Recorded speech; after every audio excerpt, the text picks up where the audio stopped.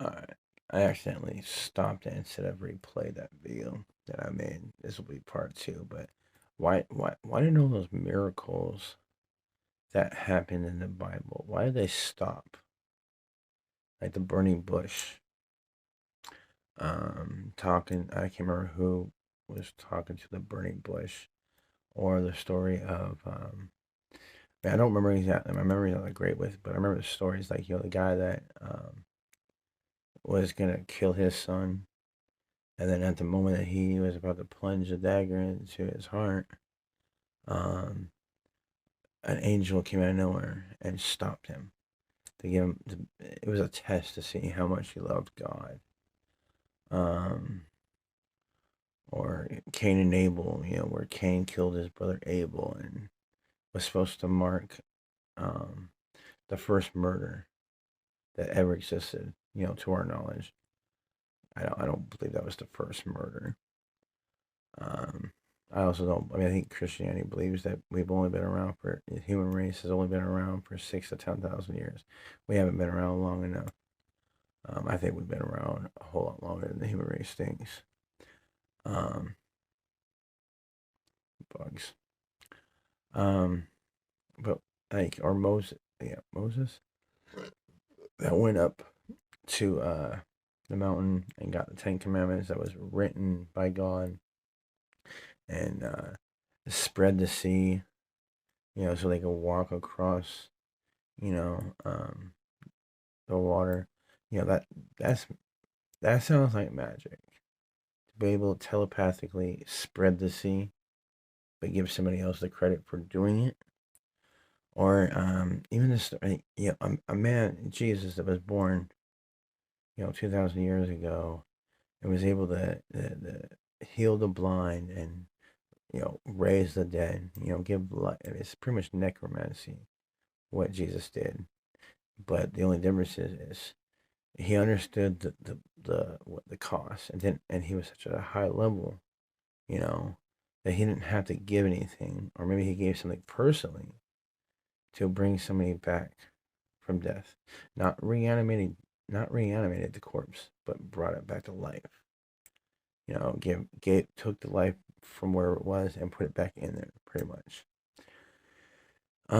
Or when the lady with all the people ran from Sodom and Gomorrah, I believe, and was told not to look back and run, and the lady turned around and got turned into solid salt.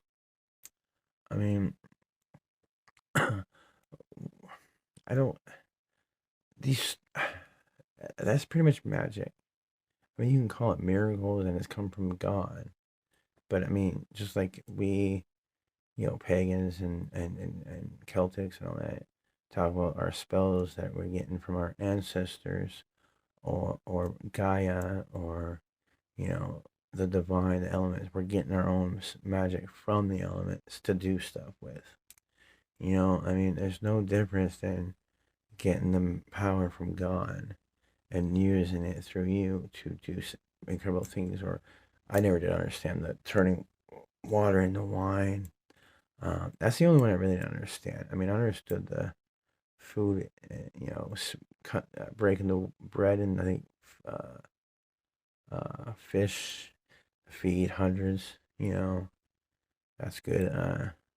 Illusion magic, or um, multiply. I mean, I don't know exactly the word, but you're pretty much just taking something and multiplying it. Alchemy, I guess, in a way, depending on how you look at it. Sigil magic, shaping your reality through thoughts and words. Um, but I don't know. Um, it's just all this religious talk definitely has been tearing us apart. I mean, I have a group that I'm trying to build, but I just don't think the human race is ready for.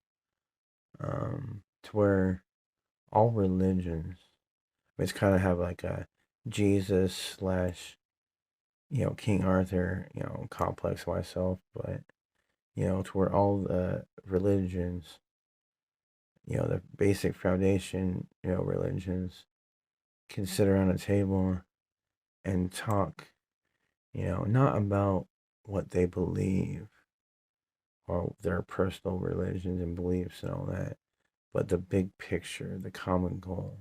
I mean, whether you believe Gaia gave us this planet or God or the All Father or this or that, I mean, we all have to share it. And I mean, we can either do two of things. We can live in peace or we can live in chaos. We can live in war or we can live in unity, utopia. I mean, and we have the potential to do great things, but we choose to do such dark, evil, consuming, corruptive, deeds. We choose the darkness. I mean, it's easier. It pays out better. It pays out now. I mean, that's the bright side. It pays out now. Um, we don't have to wait. But it's just, I mean, can't, I think cultures and religions are gonna have differences. Um, People there have had to deal with different environments and different mindsets. Are gonna have different outlooks. It's no different than somebody that was born in the 50s. You talk to them now, they're gonna, have different outlooks and a different way to handle things than um, somebody now. Because I mean, I'm sorry, but the old dog knows a few tricks that I mean, as long as it's a smart old man or a polite old lady, like 'cause I know a lot of the old timers now. I mean, they're a little rough around the edges and they're just stuck in their ways. But there's good ones out there. They're not all grumpy. But cultures, beliefs,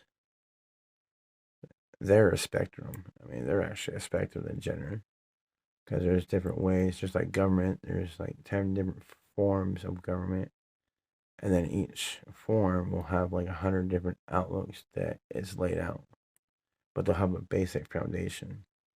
And it's the same thing with religion. I mean, I think all religions have the basic foundation is the same. They all believe in a higher power. They all believe in a balance of right and wrong. They all believe in certain things that are similar. Um, but then when you bring in psychology, it's picking your battles. Is which belief is really beneficial? Which hill do you want to die on? Um, how do you want to be portrayed in history? Because definitely, I mean, history is only written by the ones that are on top. The only time that people, I mean, yes, people in our circle are the ones that are writing the history, but your writing's only gonna be taken if the people